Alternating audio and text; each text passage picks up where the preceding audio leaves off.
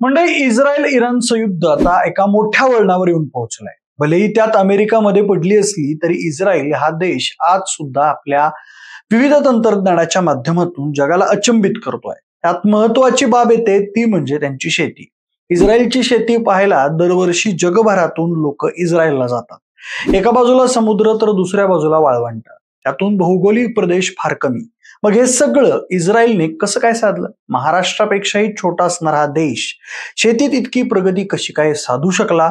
शेती म्हणून तिथे कोणते वेगळे प्रयोग केले जातात आणि त्यातून आपण काय शिकण्यासारखं आहे, सगळं सविस्तर पाहूयात या व्हिडिओच्या माध्यमातून. नमस्कार, मी प्रथमेश आणि तुम्हाला तर माहिती आहे आपला विषय आहे भारी. म्हणजे इस्रायल हा देश गेल्या काही काळापासून युद्धाबाबतीत जरी जगभर चर्चेत येत असला तरी त्याची ओळख फक्त युद्धामुळे नाही तर तिथल्या आधुनिक शेतीमुळे सुद्धा आहे. कमी भौगोलिक असलेला हा प्रदेश तसा शेतीसाठी अशक्य भूमी असलेला प्रदेश, मात्र जमेल तितकं पावसाचं पाणी साठवत त्यांनी कितीतरी गोष्टी साधल्या आणि वाळवंटात सुद्धा त्यांनी फुलं उमलून आणली, फळं आणली आणि ती जगभरातल्या मार्केटमध्ये पोहोचवली. ठिबक सिंचनाचा शोध लावणारा हा देश आज ते तंत्रज्ञान जगभर पोहोचवतोय. इस्रायलला सुरुवातीला पाण्याची कमतरता होती, मात्र त्यांनी उपाय शोधला. सांडपाण्यावर प्रक्रिया करून त्यांनी थेट 86% पाणी हे पिण्यायोग्य तसेच शेतीसाठी वापरलं. त्यातच त्यांनी कमी जागेत जास्त उत्पादन घेण्याचे बी बियाणे शोधले. आज भारत व इस्रायल या दोन देशात करार झालेत, ज्यात हे बी बियाणे इस्रायल भारताला देतोय, जेणेकरून भारतात पुढेही अशीच शेतीला चालना मिळेल. पुढे तर इस्रायल असंही सांगतं की आमचे शेतीशास्त्रज्ञ आता ज्या शेतीच्या भागात किडे असतील त्यांचे फोटो घेऊन त्या किड्यांचा तसेच पाण्याचा व वातावरणाचा अभ्यास करून त्याच एरियात औषध फवारणी केली जाईल. यामुळे संपूर्ण शेतात औषध फवारायला लागणार नाही, त्यामुळे केमिकलचा वापर सुद्धा कमी होईल. पर्यायाने शेती सुद्धा कमी केमिकल युक्त होईल. बरं, हे फक्त हेच नाही तर आता थोडं सविस्तर पाहूयात ज्यात इस्रायलनं शेतीबद्दल काय काय नवीन संशोधन केलंय आणि आपण त्यात काही शिकू शकतो. इस्रायल आणि भारत या दोन देशांची तुलना केली तर भौगोलिक आकारापासून ते अगदी विविध गोष्टीत कमालीची भिन्नता दिसते. जेमतेम 80-90 लाख लोकसंख्येचा हा देश महाराष्ट्राहून छोटा आहे. कृषी क्षेत्रातील प्रगतीबाबत या देशाचं नाव मोठं असलं तरी राष्ट्रीय उत्पन्नात शेती उत्पादनातून मिळणाऱ्या उत्पन्नाचा वाटा केवळ 2% आहे.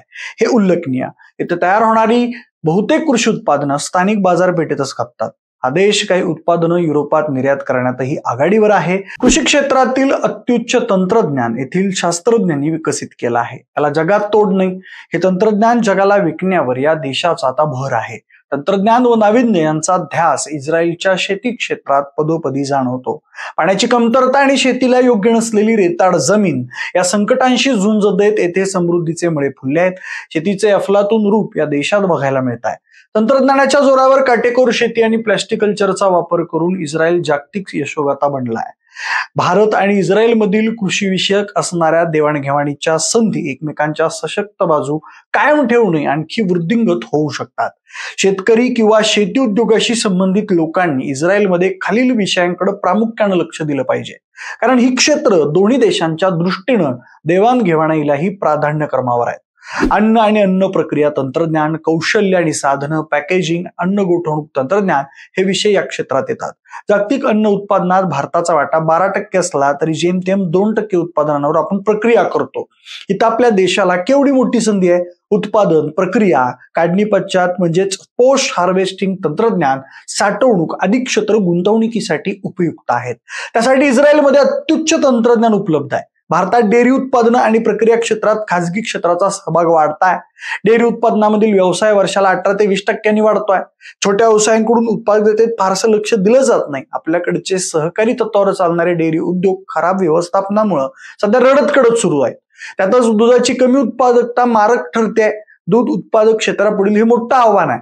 इस्रायलची दूध उत्पादकता जगात सर्वोच्च आहे. येथील गाय एका वेतामागं 11,000 लिटर दूध देते. आपल्याकडे फक्त 3,000 लिटर.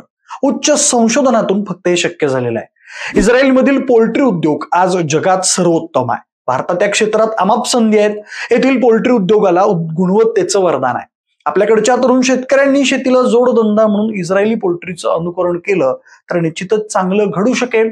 पोल्ट्री खाद्य उत्पादन, ब्रीडर फार्म, हॅचरीज, व्यावसायिक ब्रॉयलर फार्म्स, कोंबड्यांचे कत्तलखाने, प्रक्रिया, विक्री या प्रत्येक टप्प्यावर भारतातील शेतकऱ्यांना, विशेषतः शेतकरी गटांना शिकण्यासारखं खूप आहे. पाण्याचा प्रत्येक थेंब कसा वापरायचा याचा धडा इस्रायलनं जगाला दिला. शिवाय मत्स्य उत्पादनातही या देशानं कमाल करून दाखवली. अत्याधुनिक तंत्रज्ञान वापरून सागरी व गोड्या पाण्यातील मत्स्य शेतीत नवे मापदंड उभे केले. समुद्राचे खारे पाणी वळून केचफिश फार्मिंग अत्यंत यशस्वी केलं.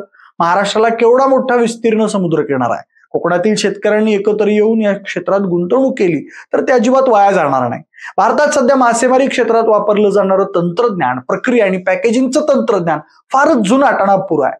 इंडिव्हिज्युअल फ्रीजिंग म्हणजेच IQF सारखे प्रकल्प अलीकडे उभारण्यात आले, मात्र त्यांची क्षमता खूपच अपुरी आहे. प्रचलित गोठवणुकीच्या तंत्रानं साठवलेले मासे व IQF तंत्रानं साठवलेले मासे यांच्या किमतीत आणि गुणवत्तेत फार मोठा फरक असतो. खोल समुद्रातील मासेमारी उद्योग सध्या कच्च्या पायावर उभा आहे.